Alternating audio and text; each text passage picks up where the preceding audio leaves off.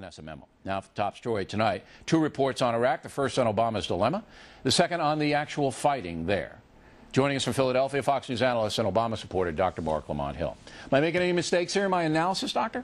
You know, Bill, for once, I have to say you've done a decent job here. For once? I mean, this is the first time we're almost in agreement. I think that Barack Obama is in a tight situation. Fundamentally, you're right about that.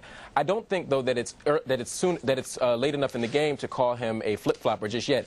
I didn't call him a flip-flopper. No, but that's much of the critique that's coming from the right. People are saying, well, if he refines his policy, that's the same thing as retreating on Iraq and on his position on Iraq. And I don't think that's necessarily the case. If he decides, for example, to pull out in 18 months or 20 months, I think that's a reasonable stance that is informed by the information he gets on the ground. But he can't decide that, and here's why. Because General Petraeus holds all the cards. As a student of the country, because you do teach at Temple University and you teach about the United States, General Petraeus is emerging as U.S. Grant.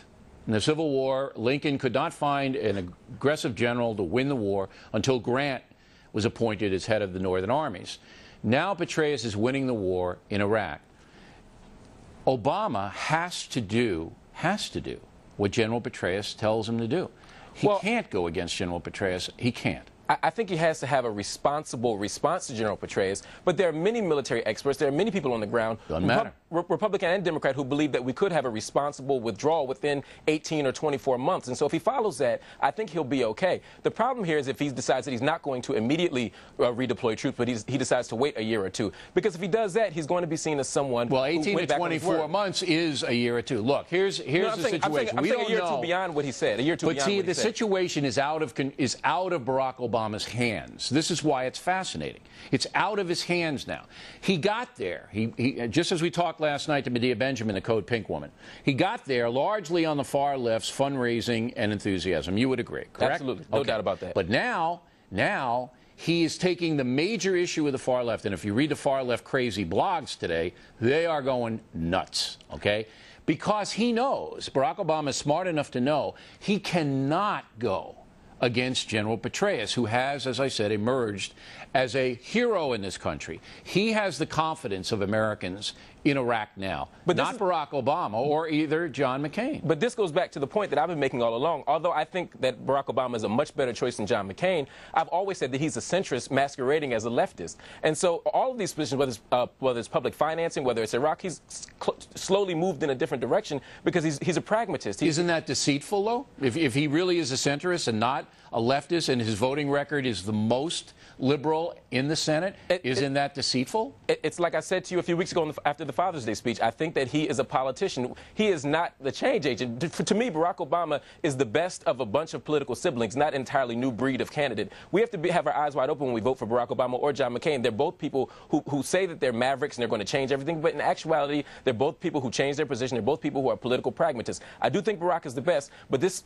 position on the Iraq war shows that at the end of the day, he's going to make a pragmatic decision that will get him elected more so than I agree with you. I don't think any American president at this juncture in history could take office and go against General Petraeus, particularly with the Iranian situation as tense as it is. Yeah. Because if you take American troops out of there, the unintended consequences is that it emboldens Iran. I don't know if I agree with that. Oh, it is. Listen. The Iranians want the United States out of there desperately. There has to be a reason why. And the reason is they could then destabilize Iraq if they chose to, which I think they would, and threaten Saudi Arabia because they want dominance in the region. Well, that's why you need a conditional withdrawal. I think the problem is that in the midst of a Democratic primary where all the candidates were like used car salesmen promising the American people who could get them out of their Iraq faster, right, they didn't have a sort of complex and nuanced response. Absolutely, and I said that from the jump, that you can't go in there. But now it's different. Because now, after all the blood and treasure and after all the pain we've been through, this could turn into a victory for the United States. And you don't snatch defeat from the joys of victory. And that's where Barack Obama is. He makes one mistake in there, and history's going to kill him. I'll give you the last word. As long as you have American troops fighting an unjust war and who are... But it's not unjust. But I get the last word, Bill. You know, the region is destabilized as it is. Sectarian violence is lower, but it's not as low as it was before 2006. We have to find a way to get our troops out and give Iraq the reins again. We can't do that as long as we're there. Barack Obama, in principle, is right. I have some disagreements with the strategy, but the core of getting our troops out as soon as possible is absolutely right. Okay. Doctor, as always, thank you very much. Coming next, Colonel Ralph.